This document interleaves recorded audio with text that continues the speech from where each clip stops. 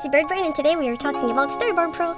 So as you might know, it's February, so I'm gonna dedicate all my videos to storyboarding this month. And if you head to my Discord, you can find many different activities that you can take part, and I'm gonna give away like backgrounds and ideas and voice clips that you can use to make your own board portfolio or just for fun. So check the link in the description and come join the fun. So this week what I'm gonna show you is not so much a step-by-step tutorial, it's more of like best practices when you work in that software, because I've been asked to provide some examples and I was like, nice idea for a video. Alright, so let's dive in. So best practices when you work in StoryBoardPro.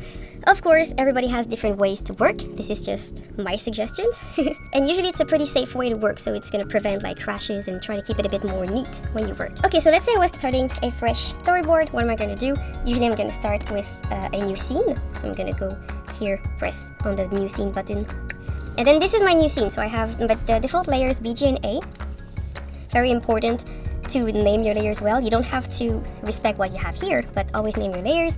This is because across different panels, if you have things that are called the same, usually there's a lot of tools that are going to use the naming of your layers to like work across different panels. So if I want to create like a mat for all my character, then I will be able to like select multiple panels and like make an action that's going to affect all the D layer, for example. So very important. This is the default. If you want to change the default in your board, very easy. You just make your own. So if I want this to be like, for example, the Woo Rough, and this is like Vivi Rough, which are some of our D&D characters, and this is gonna be like Patricio Rough, which is another one of our characters, and the BG, this can be my new default.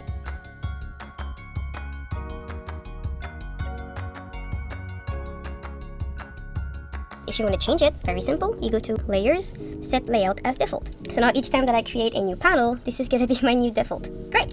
So I would start by making sure that my naming fits the project. If you don't want to rename your layers, that's totally fair, and you can just keep it as ABC and just assume that A is one character, B is another. The other important thing is to be consistent with your layers and naming and stuff. Next, I want to make sure that I have all the colors that I need. So I'm going to go to my color box. And by default, usually StoryBoardPro gives you like different kinds of shades, different shades of gray from 100% to like 0. I normally don't use that a lot, so I deleted them. But I do have like the rough blue, revision red, yellow, and then I have colors for my different characters. This is because when there's multiple characters in a scene, sometimes I think it's easier to tell them apart with colors. So I like to name them and have them on hand so that it's easier. And then when you do that, you can also use tool presets. I don't have time today to cover this, but I might in the future. And I have a video about it in Harmony, and it's pretty similar. So I do encourage you to go check that out. Tool presets are really great. They allow you to make kind of a brush preset, but instead of just being like a brush tip, it also includes color, the tool that you use, and then it can also allow you to create a layer at the same time that you use it. So it's very, very cool, but I don't have time to cover it today. But I do make sure that I have my tool presets ready. It just makes it easier to switch between like characters or backgrounds or whatever. I like my tool presets. And then when you work on a scene, I always make sure to start with my background.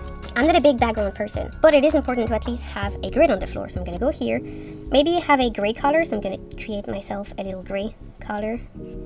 Gonna press plus, and this is gonna be, for example, my grid color. Right? Keep it organized. And then I will just like quickly draw a little grid on the floor. To make a straight line, you can press on Shift and Alt, and it's gonna make a straight line either horizontal or vertical. And then if you just wanna do diagonal, you can just press on Shift and drag, and then you're gonna have like a little grid or something on the floor. So that will be my amazing background. You wanna share that drawing. If you don't know what a shared drawing is, you can check out the tutorial I'm gonna put in the description. But basically you just right click on it and you go share it so that it's going to be the same background in all your scenes. This is important because then if I make one change, it's going to change it throughout all my panels. Like here I did it. If I had a tree to that background, it's going to add it for all my panels. So that's why we want to share our background. So that's usually the first step you want to do, because otherwise I always forget. And then when I duplicate and when I make my new panels, it's not shared, so I have to go back one by one and add it. And it's annoying. So right from the start, make your background, share it, and then you're ready to continue. So then I'm going to go here. So then I'm just going to draw my character. Today I'm just going to draw a happy crown. It's going to be our beautiful character. Amazing. So then once this is done, if you want to make another panel in your scene, you can just go to here, like Smart Add Panel, and then if you click on one of the layer, it's going to carry over its content to the next panel. So if it's a shared BG, it's also going to share this. However, just remember that if you make a smart add panel, it will also add the new default that I made. So like, you know, the TVW. If you don't want it to add your defaults, don't forget to unclick the add default layer if missing, because if you don't want them, you don't want them. And then okay, and you can have that. And of course your background is already shared. You don't need to copy and paste it and stuff. It's already there, already shared. If you make a modification, it's going to be made in both panels, so that's amazing. And of course, the shared drawing doesn't apply just to BG, it's just that it's 90% of what I use it for. And then, you know, you can just continue to work. When I work, I like to turn on the onion skin right here. And when you work with the onion skin, I will scooch mine up a little bit. Don't forget you can use this button to toggle selected layer only, so it's only going to show you the onion skin for that layer. If you have multiple layers, it can get confusing, so very useful feature. And yeah, so then I would just keep on drawing.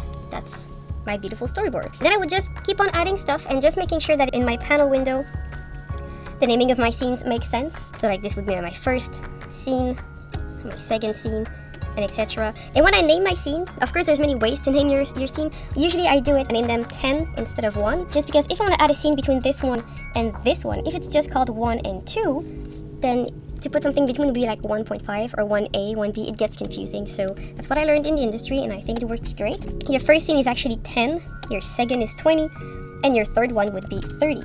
This is because then, if I want to add a scene in between these two scenes, I can add my new scene, and then this one I could call it 15. So it's in between 10 and 20. And if I add another scene in between, then, you know, it can be 12 or 11, and it just helps like that. Be careful with your shared drawing, because they will be located inside your library, right? So if you drag these to your scene and you modify it, then it's gonna like affect all the other scene that also had it. So like it's shared not throughout your scene, is shared throughout your whole project. So be careful about that. The last advice I have for you today is to use reference in your board. I think it makes everything easier, and it's very valuable. And the way I handle reference is usually, if I just have one image, I'm just going to put it on the first panel of my scene. If I have many, I'm going to use a whole panel, and I'm just going to put my references on different layers. And then I'm going to go get my model view. If you don't know what the model view is, I do have a video about it from Harmony, and it's kind of similar, so you can go check that out. But basically, you can take the content of a layer and put it here. It's always going to show up on top of your scene. So I do like to use that for reference. You can also put them like outside of your camera frame. It's just that when you zoom in, then you don't see it, and it's annoying. So I like to have it here and to have it in my scene. So that was my last piece of advice. I hope you enjoyed, and that you're going to have a wonderful week, and I'll see you again next time. Bye bye!